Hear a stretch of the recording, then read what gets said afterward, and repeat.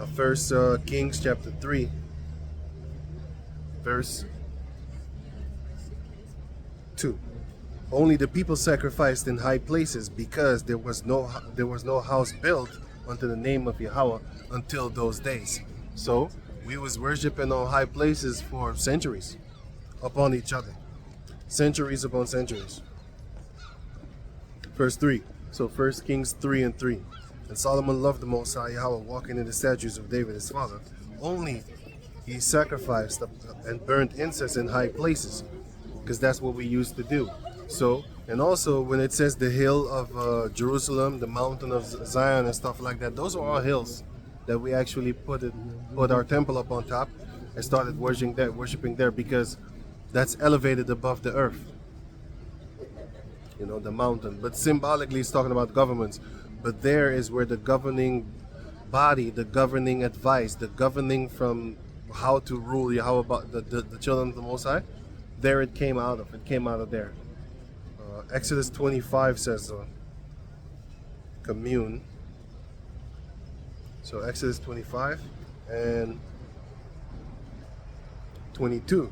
It says, and there will I meet thee, and I will commune with thee from above the mercy seat, from between the two cherubims which are upon the ark of the testimony, of all things which I will give thee in commandment unto the children of Israel. That's the point.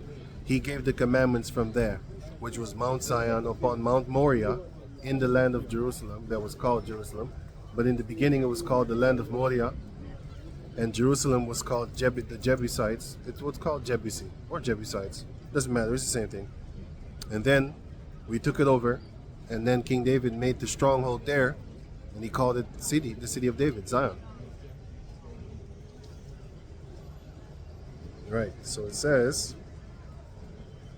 where was I now? Sorry.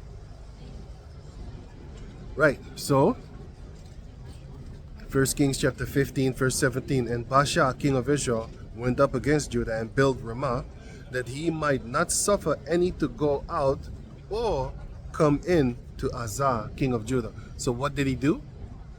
He blocked the Israelites that were seeking Judah and Benjamin. He blocked the northern tribes from getting there, because he was afraid also, just like Jeroboam was afraid.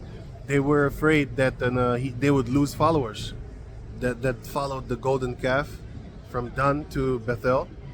They would lose followers, and therefore he blocked the place. He built the fortress so that they couldn't get out and that they couldn't get in. Why? Because here it says,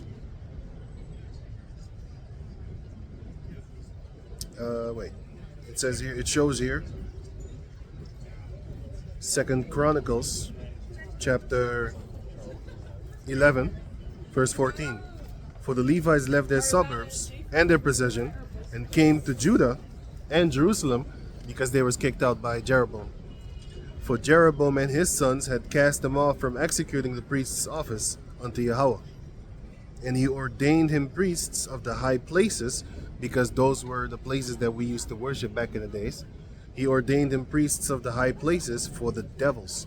So they started to put devils over there, devil worshiping and stuff. I'm telling you, that's what they did. You know, that's what they did. That's what our people did. Yeah. And for the calves which he had made. So he put those calves upon them high places and stuff like that, right? Verse 16. And after them, out of all the tribes of Israel, such as set their hearts to seek Yahweh, the power of Israel, came to Jerusalem. Why? Now you can walk. I'm not filming you, I'm filming me. Yeah, man. Yeah, man. It says right here, and after them, out of all the tribes of Israel, such as set their hearts to seek Yahweh, the power of Israel, came to Jerusalem, where Benjamin and Judah and Levi were, to sacrifice unto Yahweh the power of their fathers. So what did they do? They left the northern tribes and started to go live with the southern tribes. And there's the scripture where it says, well, not there's the scripture, but I mean, this is the scripture that says, 1 Kings chapter 19, verse 18, it says, yet I have left me 7,000 men in Israel, all the knees which have not, wait, let me read it again. Yet I have left me 7,000 men of Israel, all the knees which have not bowed unto Baal, and every mouth which had not kissed him. So the Most High caused it to where there was 7,000 men in the northern tribes that will not bow the knee to Baal, and then to the spirit they was born there, grew up amongst those calf worshippers and all that, and all that there, and the grove worshippers and all that nonsense that they was doing over there, the devil worshippers. They grew up around them, and they started to get older and wiser. They was like, man, I ain't down with this shit, man. Hey, let's get out of here, man. Judah, we gonna join you. But later on, of course, all of our people fell. But the ones that fell first are the northern tribes because of the idol worship. And they joined forces with Aram to go fight against Judah. They joined forces with Aram and Esau to go fight against Judah. But hey, I'm going off in another topic right now. Let me get back to where I was. Amos chapter 8, verse 14. They that swear by the sin of Samaria and say, thy power, O Dan, liveth. Thy God, O Dan, liveth. Why? Because the golden calf was in Dan, and the other golden calf was in Bethel, and then Shechem, and then Samaria. They that swear by the sin of Samaria, they say, the God, O Dan, liveth, and the manner of Beersheba liveth. Even they shall fall, and never rise up again. And that's what's going to happen again, because now you see a lot of our Jacob descendant people. What do? As long as they start worshiping these other heathen nations and stuff like that, they're doing very successful. You know, they're looking up to them. If you worship money, you worship Esau, because his face is on that money. If you love money, you love Esau. No matter what you say, you love him indirectly, without you even understanding, because a lot of people are too stupid to understand what they're doing.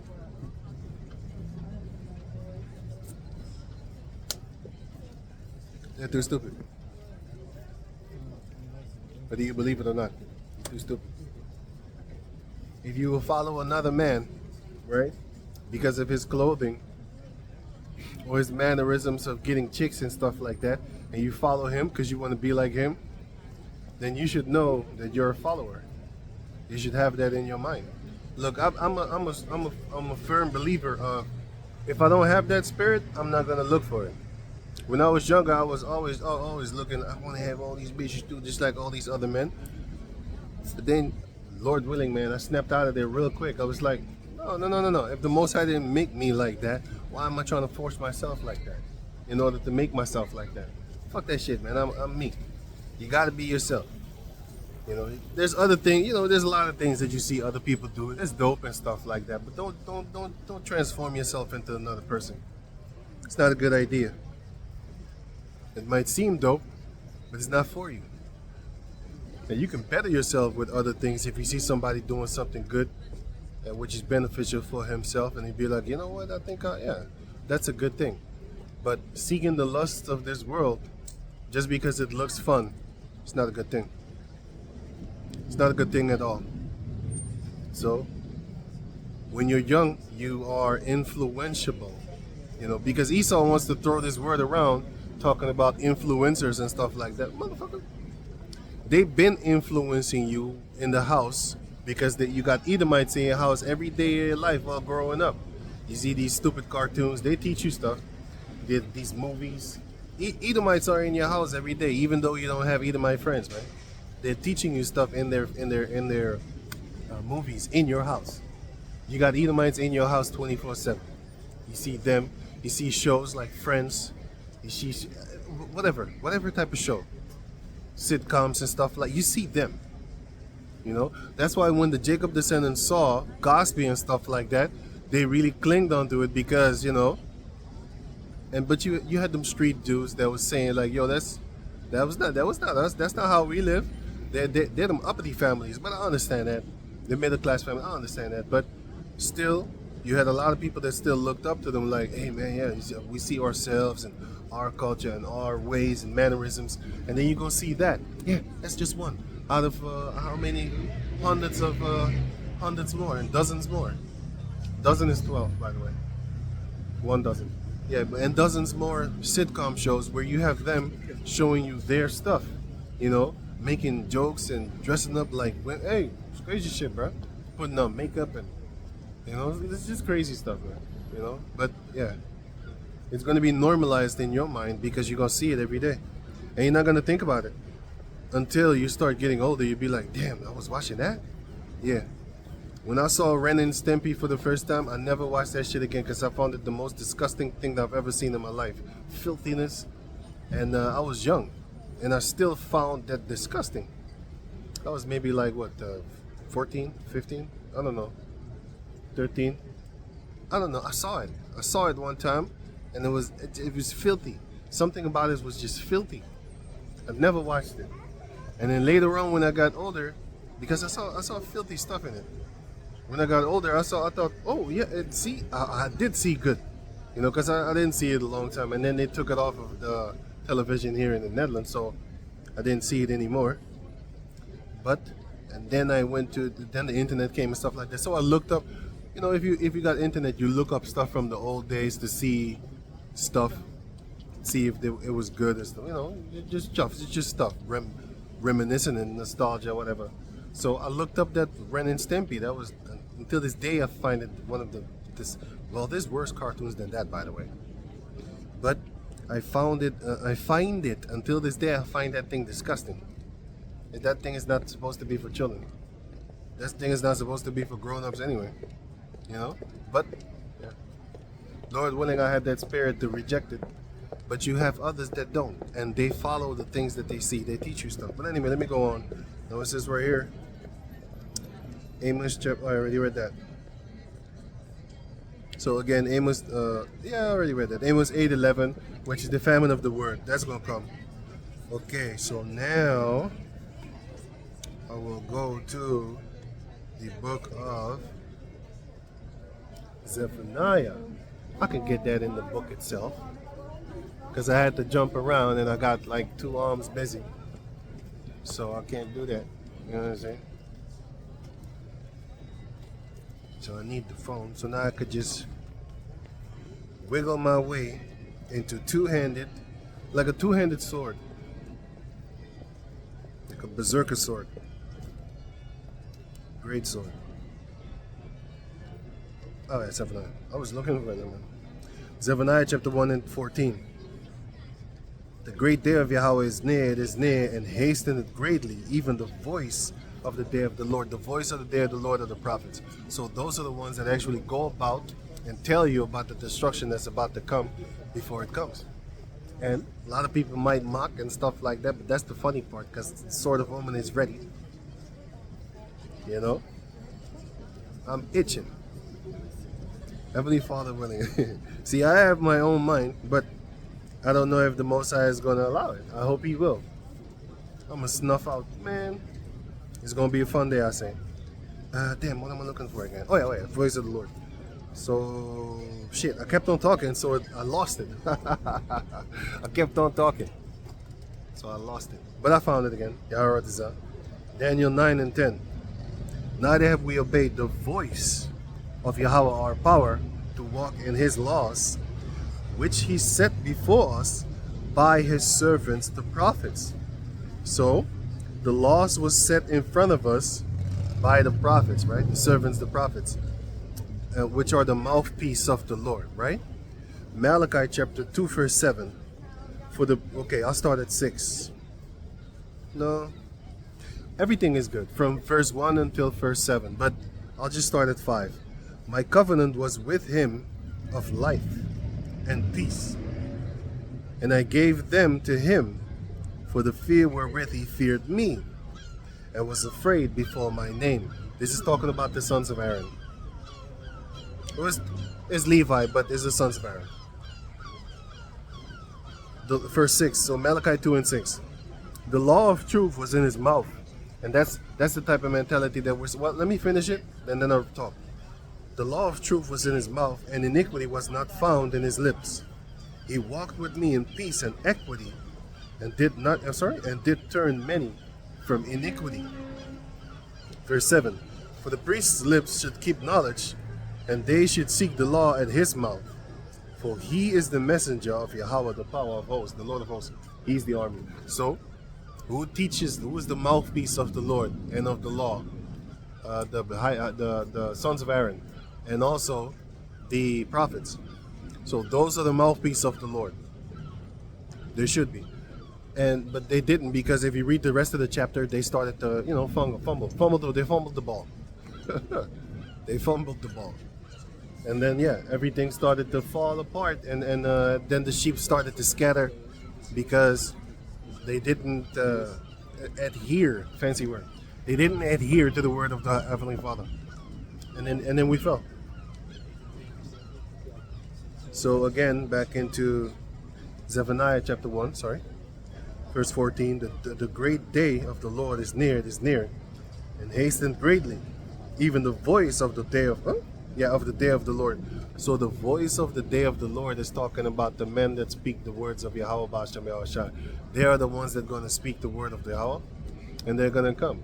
And nowadays it's going to be the 12 tribes doing that thing. So the house of David is the bloodline of David, which is coming out of the house of Judah. And then you will have all the 12 tribes cling themselves onto the house of David, which is the bloodline of Rehoboam, King Solomon, Rehoboam, Asa, Ahijah, and all that there. The individual bloodline of David, that's the house of David. Luke chapter 2 verse 4 also shows you that.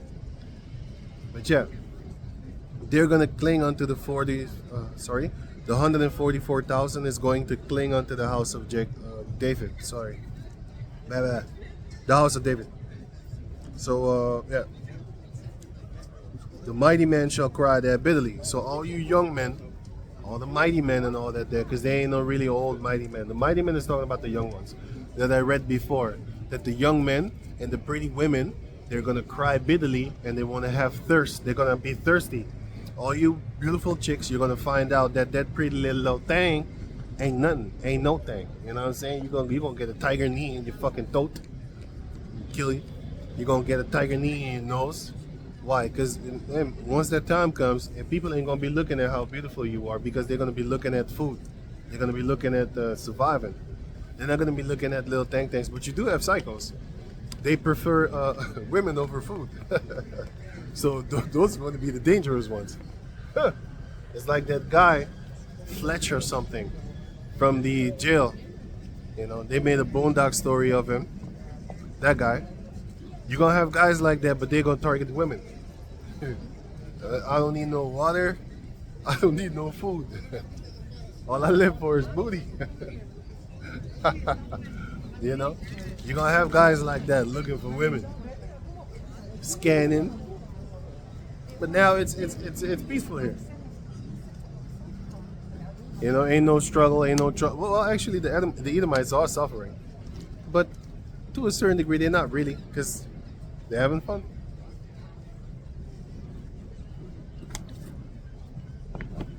I did notice one thing. Since about 2000, maybe 18 or 17, I have noticed that I have seen more homeless Edomites. Yeah, man. It's just popping up. I haven't seen them for a long time. But if you go to Germany, they're beasts. They're all over the fucking place. Man, when I went there, that's when I really noticed, like, damn, these caucus people are getting fucked over. Hey, man, they be in the cities, just laying, stanking. In the tourist places is where they just lay on the floor, on the ground. Not even the floor. They just be, you know, you don't have that shit here. But I started to see it. But still, in Germany, it's like organized homelessness. Talk to people over there, they by choice, they're homeless. You know, by choice they're homeless. Crazy. They want to have nothing to do with the government, so by choice they're homeless, man. And if you go into those places, you will see them all the time, just laying on the ground in the busy marketplaces. And yeah, and I don't think the police is allowed to, because I asked somebody, the police was not allowed to remove them from there, something like that, man. But the point is, they're doing bad. That's the point. And Germany is strong financially, economically, I should say, financially, and yet you still have homeless people there. So it says right here, Zephaniah chapter 1 verse 15, that day is a day of wrath, a day of trouble and distress, a day of wasteness and desolation, a day of darkness and gloominess, a day of clouds and thick darkness. Chicks. A day of the trumpet and alarm against the fenced cities. So, people that are in a fenced city, what are they most of the time? Secure, because they believe that nobody could do anything.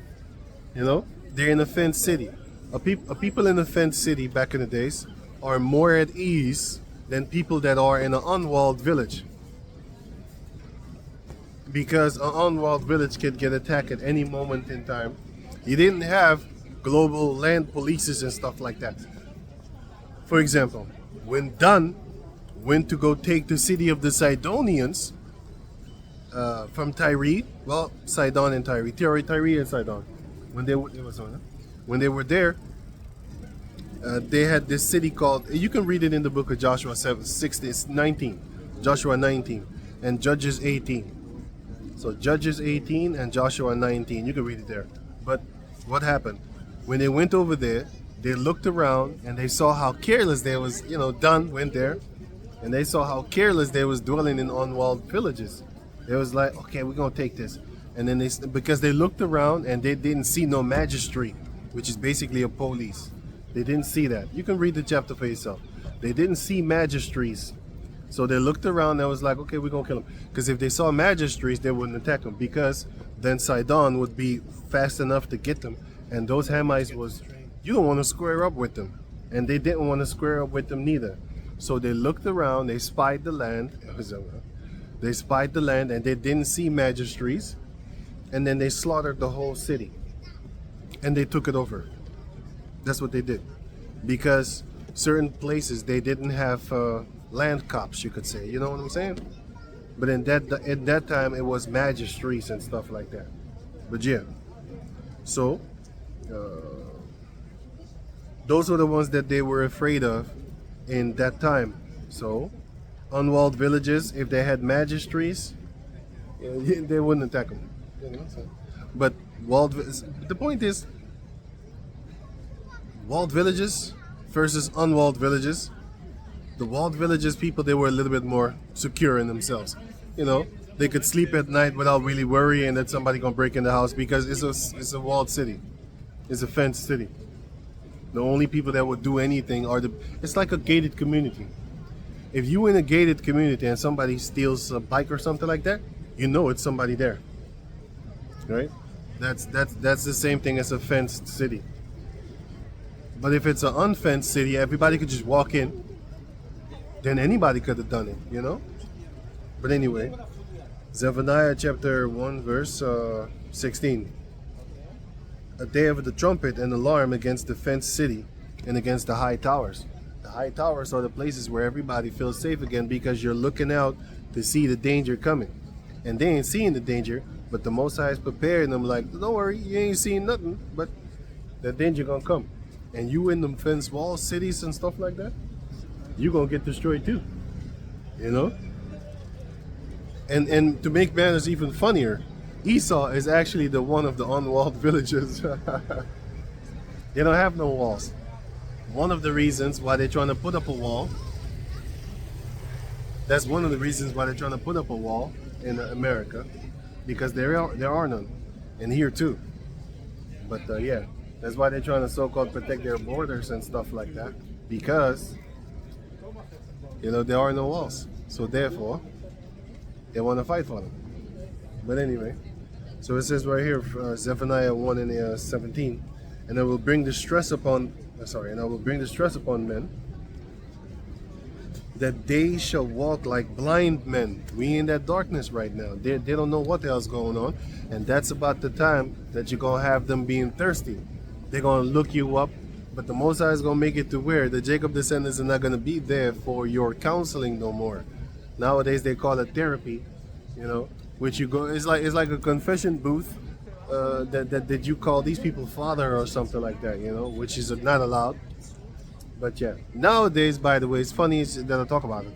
You have a lot of Jacob descendants talking about therapy. I'm laughing every time I see that because I'm like, damn, they got really far. Back in the 90s, we used to make jokes about Jacob descendants talking about therapy. We would call you a sellout, man. Like, hey, you just sell out. Motherfucker trying to be like Esau with the therapy and shit like that. Man, get the fuck out of here. Even, I saw this guy, his name is Michael, and I forgot his last name. He was one of the mob guys. He's the only one that's alive. And I like this guy because he's very intelligent. And he's not out to harm people. And when he was in the mob, he was there for the money. He was not there to smoke people and stuff like that. I'm not defending him, but I'm showing you that, you know, you have certain people that do evil shit, but they're actually not that bad. They're not that bad, because when I see him talking right now, I'm like, oh, that's why the Most High didn't snuff you out. You got a lot of intelligence in you, man. You know, because you have smart people and you have intelligent people. A smart person, he can outsmart the kingpin, steal the dope from him and stuff like that. But an intelligent person, he would not do that. Well, a wise person wouldn't do that, I should say. Smart, wise, and intelligent. They're kind of almost the same to a certain degree. Basically, a smart person is book smart. They can read a book and then memorize it real good. Then you have the intelligent people. They could just see something and figure it out for themselves, and they don't need that book to read. And then you have the wise person that sees a lot of things and applies things onto himself and can help others, because he didn't have to go through the messed up relationship, rocky relationship. He saw it there and he'd start teaching like, hey, watch out, because he's wise, he experienced. And other people, they see it themselves and yet they can't they can't get it, you know. But certain people need to get burned in order for them to be like, oh shit, man, it's not a good idea, you know. But anyway, and woman chasers, you're gonna find out all that thing is just fake. It's all fake. Most couples upon the planet Earth, they're not with each other until death do them part. Especially in this modern so-called day and age, because these women have too much options. They have, but then again, fuck it. Why would you want to be with somebody that don't want to be with you? How about that? How about that? I'm talking to the men.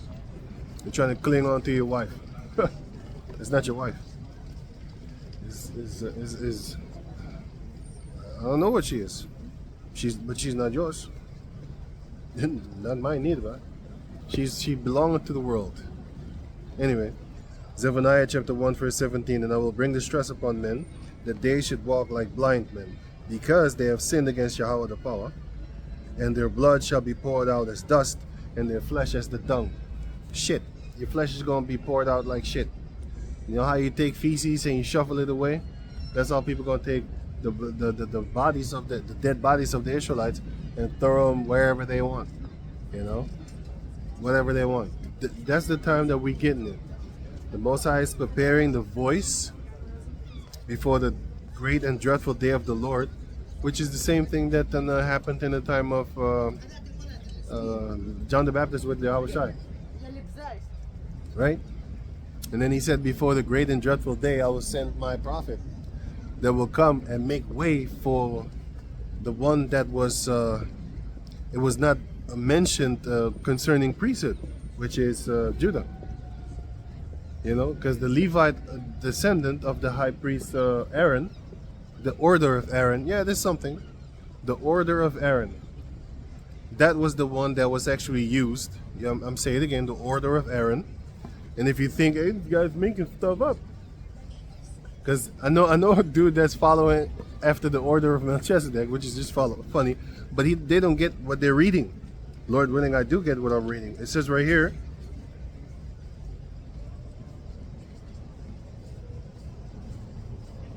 order of Aaron, which is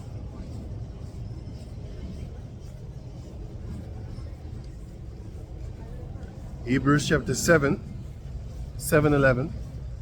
It says, if therefore perfection were by the Levitical priesthood, for under it the people received the law by the, like I just read in Malachi chapter 2, by the Levites through the mouth of the Lord, that was the Levites also, and also the prophets. What further need was there for that another priest should arise, sorry, let me read it again. For under it the people received the law. What further need was there that another priest should rise after the order of Melchizedek and not be called after the order of Aaron? So, why? That's because the Most High brought it to where he was made after the order of Melchizedek, because he's everlasting, immortal. After the order of Aaron, he dies. He dies, and he sins himself also, because he's a man. Yahushua is not a... He came as a man, sorry, but he's immortal, and therefore it is best to pray to him, to go to him for the cleansing. Because if you go to the order of Aaron, which is the bloodline of Aaron, if you go there, then he is still unclean as you are unclean, because he needs to sacrifice for himself first and then for the rest of the people. So how can an unclean thing make another thing clean? To the spirit of Yahweh, yes, but still eventually it didn't work. So the Most High put a beautiful unblemished, no blemish lamb, which is the Lord Yahushua, and then he did it with that. And now we worship Yahushua. Right. So going on. So it says right here, did I get that? Which is...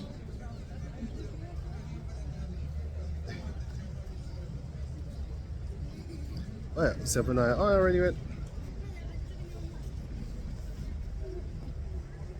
Oh yeah, Zephaniah 1:18. It says, neither their silver nor their gold shall be able to deliver them in the day of Yahweh's wrath, but the whole land shall be devoured by the fire of his jealousy. Jealous why? Because our people are worshiping other entities. And also the heathen nations, they are worshiping other entities. And what's up, man? Are you live? Yeah, name, Benny live.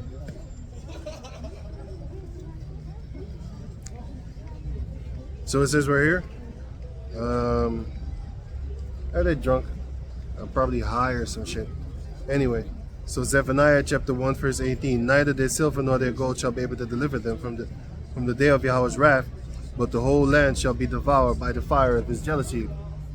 The jealousy is because the Jacob descendants are following heathen nations. And it's like this: if you have a girl that's always, complimenting another dude in front of you, oh, you look good today. Oh man, your muscles are, oh, look good on you, man. I was like, wow, your eyes is beautiful. I was like, what the fuck is going on? Well, that's actually what the Jacob descendants is doing in front of the Most High. They're complimenting their heathen idol gods. For example, Caesar Borgia, they're talking greatly about how Caesar came into their life and saved them and cleansed them and all that. That Most High be looking at you like he don't do anything, and therefore his jealousy is rousing up, and he's gonna snuff you out, because that's how it's supposed to be. You can't do that. right in front of the guy, you can't do that, man. Why would you do that? Well, that's the same thing with the Lord. You can't do that. And the Lord is not in your presence in the physical form, as you can see, because he's like the wind. You can't see him, but you can feel him. So basically, you're doing that in front of the Most High, you're gonna get snuffed out eventually, man. Your light is gonna get quenched. Alright? So Zephaniah 1 and the rest of 18. He shall make even a speedy riddance of all them that dwell in the land. Most High is going with the quickness. He's going to smoke out the Jacob descendants and the heathen nations, because they're not supposed to be doing that thing that they're doing also, which is following after other gods. And that's mentioned in the book of Micah chapter 4 and also Isaiah chapter 2, where it shows you that the heathen nations are going to follow Yahweh Bashem Yahushai, man.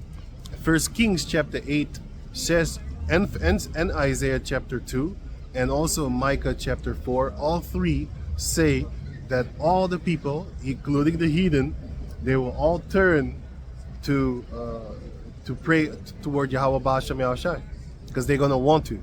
But first was going to be that ass whooping. First is going to be that destruction and stuff like that before all that there happens. So let me read it again. No, not again. Let me read another chapter right now.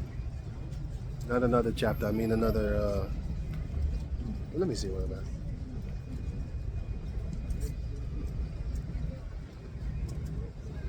Mhm.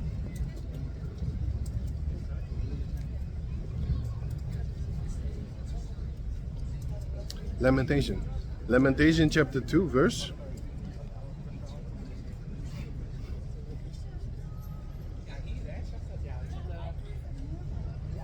What was it again? Oh yeah, yeah. Lamentation chapter 2 verse 14. Thy prophets have seen vain and foolish things for thee, and they have not discovered thine iniquity. Discovering the iniquity means you didn't tell them what they were doing, because Yahushua said that, and they have no cloak for their sins, because I came and told them that they were sin, and therefore they have no cloak for it, right?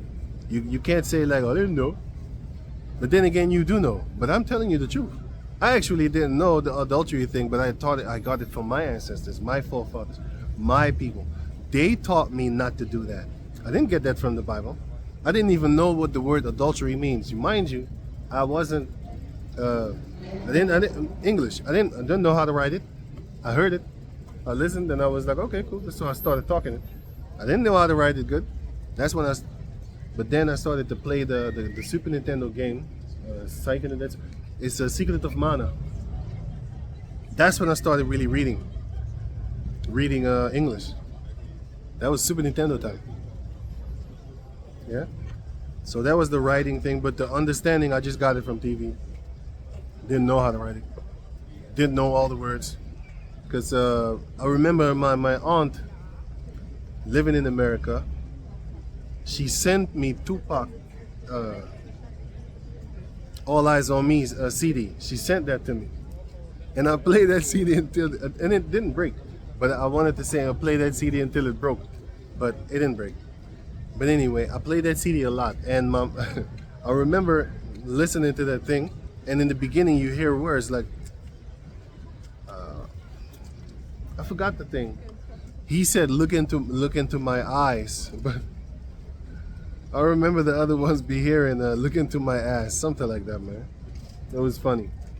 But the more you hear it, the more if you look, like for example, Street Fighter. A language that you don't know, when they say something, you might hear something else. Because when they said Hadouken, I heard Hayuken. That's what I heard. Soryuken, I heard Horyuken. With the tiger, I heard hyper uppercut. I heard hyper. I didn't hear tiger uppercut. I heard hyper. So that was the same thing with a lot of English things. Until you start reading it, you be like, hey, that's not what it said. Yeah, so anyway. So it is sorry. Fuck it. Did you? I actually forgot what the fuck I was saying. Because I kept on talking. That's it. And then I went and I had it in my head, and then I kept on talking and I lost it. I forgot. Let me go back over here. Yeah, English is not my main language, so when I heard it, I'm thinking like, hey, well, what was I talking about? So when I heard certain things and stuff like that, and yeah, basically I'm looking for what I was thinking. Where was I?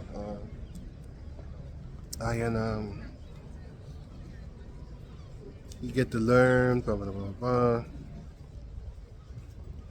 Fuck it. Basically, in the beginning, you don't know the words that you're saying and stuff like that. Well, you do know them, but you don't. Until you start, learning. You're going to get great at it. I forgot. Anyway, this is the book of... What? Lamentations chapter 2, verse 14. Thy prophets have seen vain and foolish things for thee, and they have not discovered thine iniquity, to turn away thy captivity. Why? Because if you discover the sins, Yahushua with that cloak, if you don't know, then you're gonna get messed up. But if you tell them, the word adultery, I didn't know what that meant. Because like I said, I English is not my language and stuff, my first language. I have family that speak English. I'm from South America, so I have families in Guyana. We just talk it. I don't know how to write that shit. But anyway, then adultery, I didn't know what that word meant. So it was the elder apostles that said that. Yeah, in 2007. That's the first time I knew what the word adultery meant. I didn't do it anyway, because my forefathers taught me that. My uncle's family and stuff like that, actually grandfathers and stuff like that. But I had teachers in spirituality and stuff like that. It was just my people. They taught me, don't have sex with another man's wife. It's gonna break your luck. Don't hug up with a woman that is on her period and stuff like that. I learned that since I was young. Don't eat from her neither. So I learned all those things. It was then that it was later on I found out that those things are in the scriptures. I didn't know that. And then I was like, so we've been teaching that for hundreds of years. I'm not playing. I'm not making this up. Hundreds of years. So that's why I know we don't eat puss. You eat puss. You're a cannibal. You're the one that eat puss. I'm not. I'm from Suriname. We don't eat that shit. Yeah, I don't want to boast or something like that, but I do, to a certain degree. Hey, Paul boasted too, but But anyway, we all sin, man. So it's just a little poke. A poke here and a poke there. Poking everywhere, but don't poke the tiger. That's not a good thing.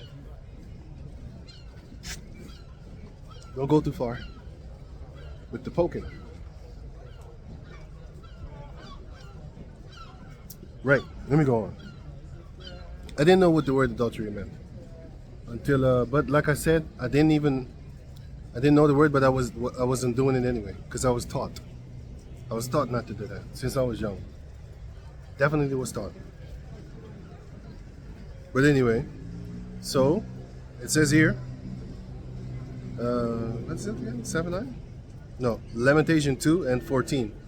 Thy prophets have seen vain and foolish things for thee, and they have not discovered thine iniquity to turn away thy captivity. So when you tell them that they're doing wrong, that is going to make Yahweh B'Shem Yahushai not want to put them in captivity anymore, because now they're back toward the law, and therefore the Most High is going to see like, oh, you keeping it? Okay, cool. I'm going to shut this. I'm going to cut off the captivity, But if you don't teach them, then the captivity will continue. If you don't show them their iniquity, the Most High is going to kill them. So therefore you need to show them their iniquity so that the Most High can turn away their captivity from them. And the rest of the Jacob descendants, they're not going to listen anyway. You tell them, but the Most High is not going to turn their captivity away from them. He's not going to turn the slaughter away from them, that mighty sword that Esau is going to bring upon them. And even Ishmael, even Elam, they're going to actually bring that mighty sword upon them. And they're going to feel it before they die. Going on. Turn away thy captivity, but have seen for thee false burdens and causes of banishment. Yeah, banishment. Right, so 15. All that pass by clap their hands at thee.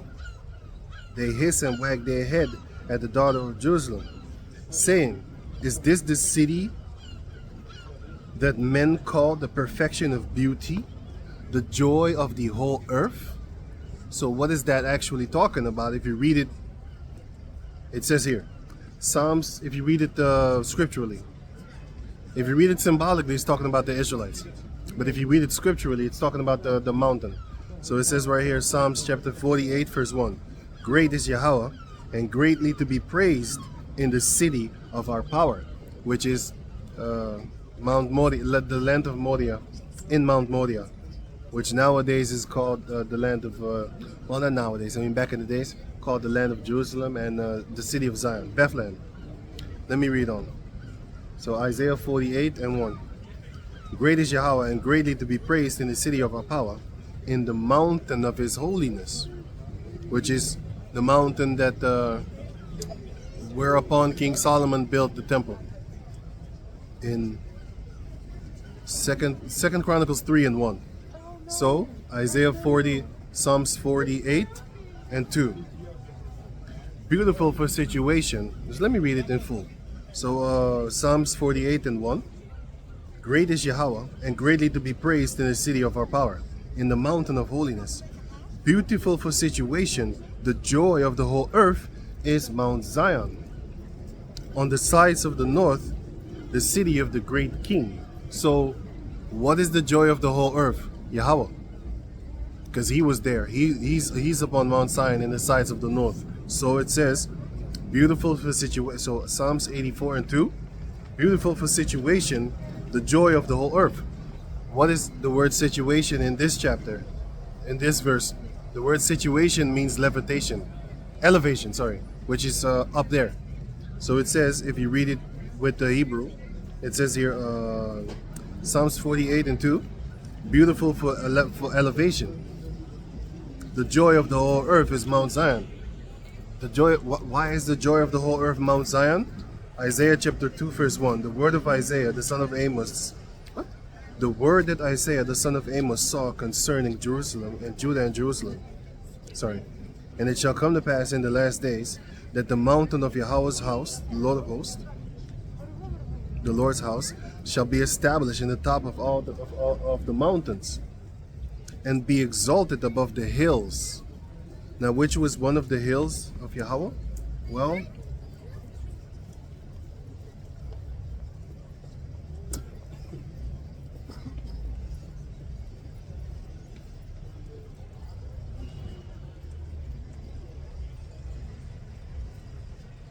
Isaiah chapter 10, verse 32.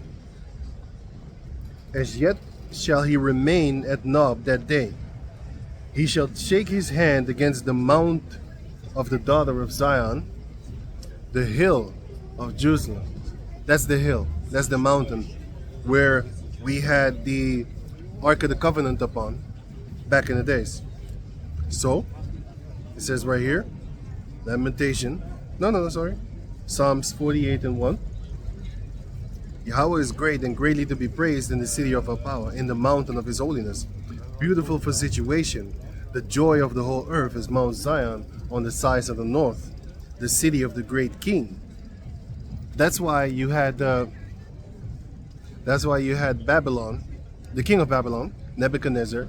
He wanted to sit upon the sides of the north, because there is where the governing body, the mouth of the Lord, came up out of, mentioned in the book of Exodus chapter 25, verse, let me get it for you, Exodus 25 and 22. And there will I meet thee. Let me start at 21. I can start at 20. So Exodus 25 and 20. And the cherubim shall stretch forth their wings on high, covering the mercy seat. The word mercy seat goes into the word atonement. Yahweh Shai is that atonement. The covering the mercy seat with their wings, and their faces shall look one to another toward the mercy seat shall the faces of the cherubim be. Verse 21. And thou shalt put the mercy seat above the ark of the covenant, so that's the lid. And in the ark thou shalt put the testimony that I shall give thee, which are the tablets and stuff like that. Verse 22. And there will I commune with thee. And there will I meet thee, and will commune with thee from above the mercy seat. If you look up that word commune, it's talking about sharing one intimate thought in a spiritual manner. Look up the word commune on Google. Definition, dictionary. It says shares one intimate thought spiritually. So let me read it again. Exodus 20, 25 and 22. And there will I meet with thee, and I will commune with thee from above the mercy seat, from between the two cherubims which are upon the ark of the testimony, of all, here it comes, here's the point, of all things which I will give thee in commandment unto the children of Jacob.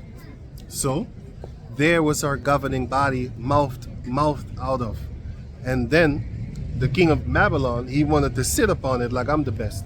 And the king of Ashur, he also wanted to stand upon it. He sit upon it, like I'm going to step on it. Step on your mountain, because my mountain is higher. Therefore, for example, another example, therefore,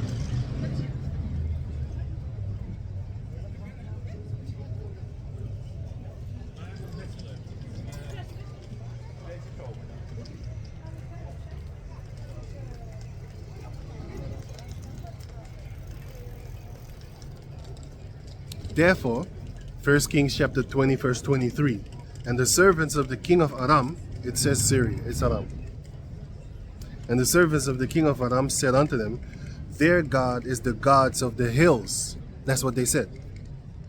Therefore they are stronger than we.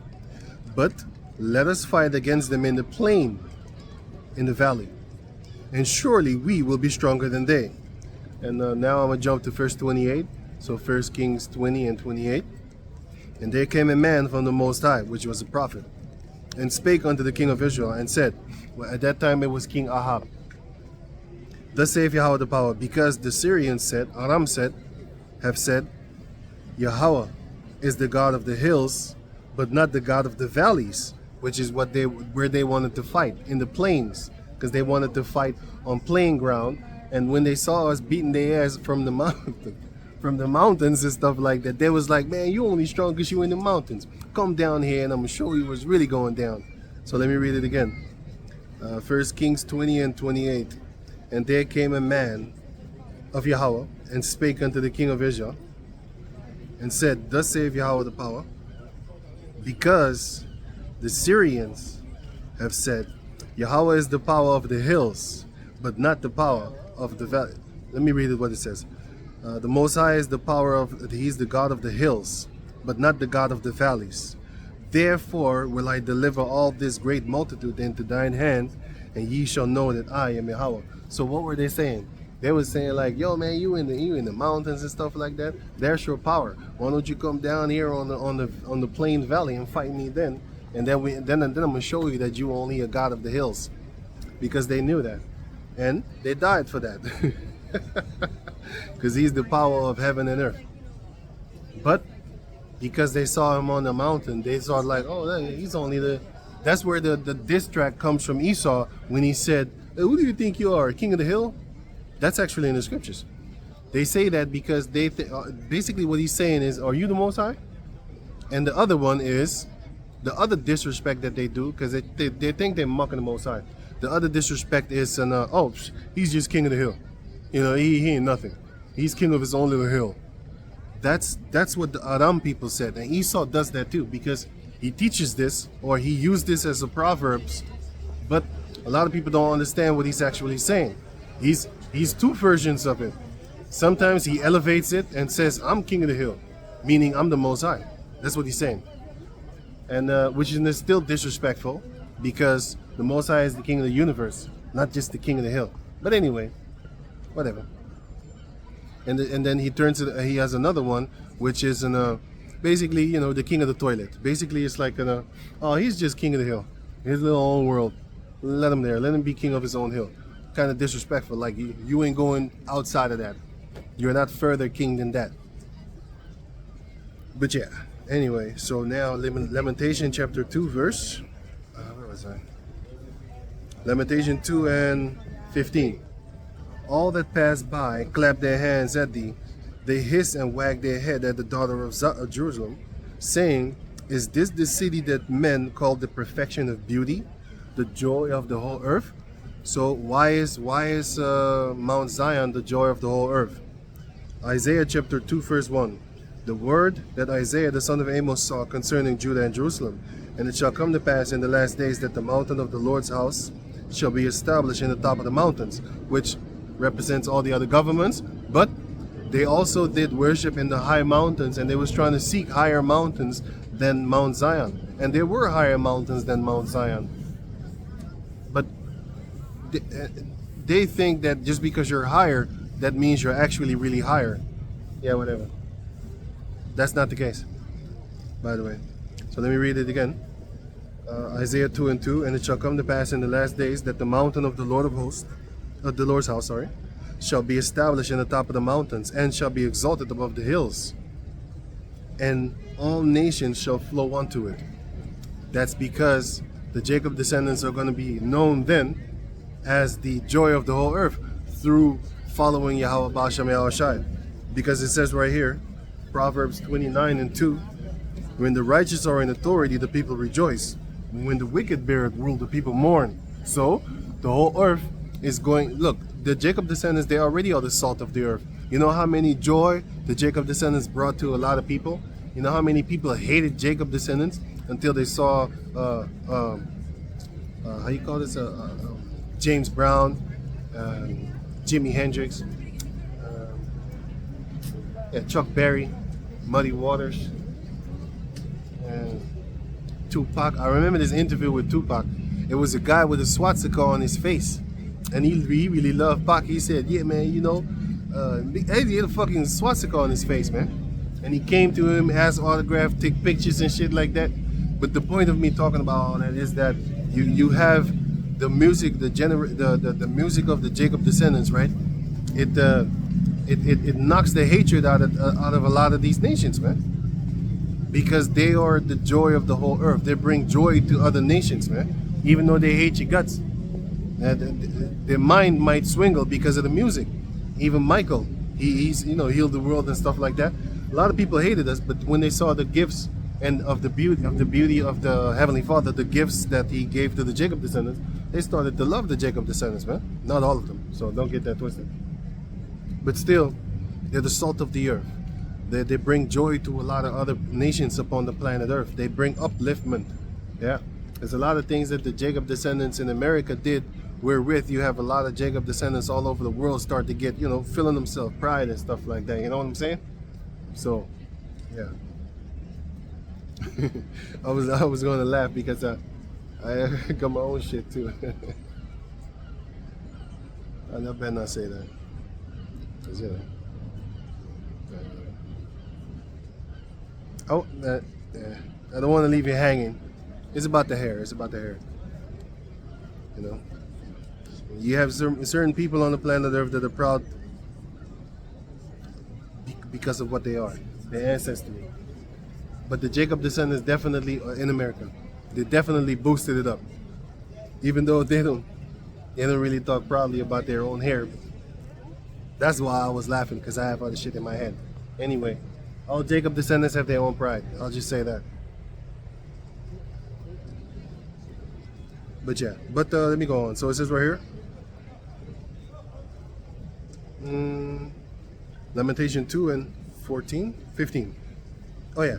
Is this the city that men call the perfection of beauty, the joy of the whole earth, where the Most High dwelleth? Because the Most High dwelleth in the midst of Jacob. Verse 16, all thine enemies have opened their mouth against thee. They hiss and gnash the teeth. They say, we have swallowed her up. Certainly, this is the day that we looked for. We have found, we have seen. So you had the king of Ashur, which is in the book of Isaiah chapter 10. He also wanted to stomp upon the Mount Zion, upon basically the ark. He wanted to stomp upon it, the governing body of it. He thought his gods is better than ours. That's the point. And then you have Tyre, not Mizraim. I wanted to say Mizraim. The prince of Tyre, which is a Sidonian. He also said it. He also wanted to sit up on the sides of the north, because he's like, nah, I'm gonna rule over you, man. Fuck you. My God is stronger than yours. Better. In the beginning, the Most High liked him, because he was doing a lot of good things, until he started feeling himself. Same thing with Isaiah chapter 10 with the king of Ashur. He started to get proud. In the beginning, the Most High set him up to go punish the Jacob descendants. But while he was punishing the Jacob descendants, just read Isaiah 10. While he was punishing the Jacob descendants, he started feeling himself like, no, this is my power. I'm the one that actually be hitting you with that rod. It was the Most High. He said it in that same chapter. But anyway, he started to feel himself. And then Nebuchadnezzar also started to feel himself. Because in the Most High again, in the beginning again, the Most High liked him until he started feeling himself. So the Most High chin checked him, and then in Daniel 4, he was begging. He was begging. He was saying, "No, Lord, you are the greatest one." Cyrus knew that. Cyrus saw it, and he was like, "Nah, man, the Most High." So the Most High didn't jack him up like that. He didn't make a spectacle out of him like he did with Nebuchadnezzar. And by the way, it was Cyrus that took down Nebuchadnezzar. He beat the shit out of him too. He slapped him around. And then he took the title King of Kings. Because Artaxerxes, he was King of Kings. Nebuchadnezzar was King of Kings. And then Cyrus was King of Kings. But he didn't take that title like that. He took down the King of Kings, and then he made himself the king. So he was King of Kings, because all the other kings calling him Lord. All the other kings bowed to him. So that's a King of Kings. Nebuchadnezzar is written to be the king of kings. Artaxerxes, which is Artaxerxes, he was also written to be king of kings. You know, Ezra chapter 7 and somewhere in Ezekiel is about Nebuchadnezzar being the king of kings. Yeah. But so with that, I'm gonna give all. Well, we in that time right now to where. What did I just read? Damn it. Oh yeah. All thine enemies have opened thy mouth against thee, their mouth against thee. They hiss and gnag their teeth. They say, we have swallowed her up. Certainly, this is the day that we looked for. We have found, we have seen. Esau, he can't wait. He can't wait to get the Jacob descendants and the heathen nations too, because if you don't show the iniquity of Jacob, if you don't discover their iniquity, meaning if you don't tell them that they're doing wrong, the Most High is not going to turn back the captivity. And in this case, we're not going into captivity anymore. Lamentation chapter 2 says that. But in this case, he's not going to turn the slaughter away from you. Because once you start picking up on your iniquities, you'll be like, damn, I shouldn't be doing that no more. I shouldn't be doing that no more. You know? Yeah, sleeping around with Tom, Dick, and Harriet. You know? Actually, I wanted to say Tom Alina and Dickalina and Harrietta. Why? Because, believe it or not, I always had this in my mind. If this girl be sucky with that guy, and then you go and lay with that girl, you just sucked the dick indirectly. Busted a nut in your mouth, too. Well, you didn't do it directly, but it is indirect. So, and that should be a punishment unto you adulterous motherfuckers. But then again, you don't care. Or else you wouldn't have done it. But you know what's funny with me? Sometimes I tell somebody something and then they start thinking. That's what I like. I like talking to people. You know what I'm saying? You talk to a Jacob descendant, you tell them stuff like, hey, for example, the thing that I just explained, you know? Like, for example, I got a funny one, which is Jacob descendants that eat puss, right? And I'm telling them, like, so you on your knees, man, for your wife, you know? Like, looking her off, and then she digging you down, like, gooey, you know what I'm saying? She dumping your head like a little boy. And then they start thinking like, damn. And I'm telling them, like, every time you're on your knees, you pray to God. You know what I'm saying? That's what you're doing. Because when you fuck her, then what's the word coming out of her mouth? Oh, God, you're her God. You know what I'm saying? Because most I ain't doing nothing to her. You're doing something to her. So when you go down on your knees, you're praying to her. You know? I got a few old school friends of mine. You know, I told them that shit. I'm talking about brothers in the world and stuff like that, you know?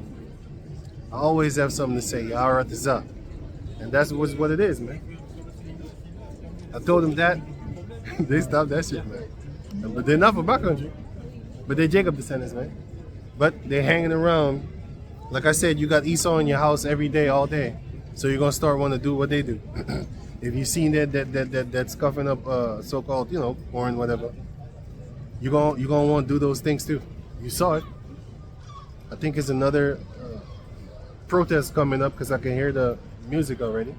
Anyway, so with that, I'm going to say Shalom. All praises go to the Most High Yahweh, Bashem Yahshua, Bashem Yahweh, double honor, son to the elder apostles, a great millstone for the teachings of the scriptures, among other things. And Shalom to the sincere Akim, of course, Shalom.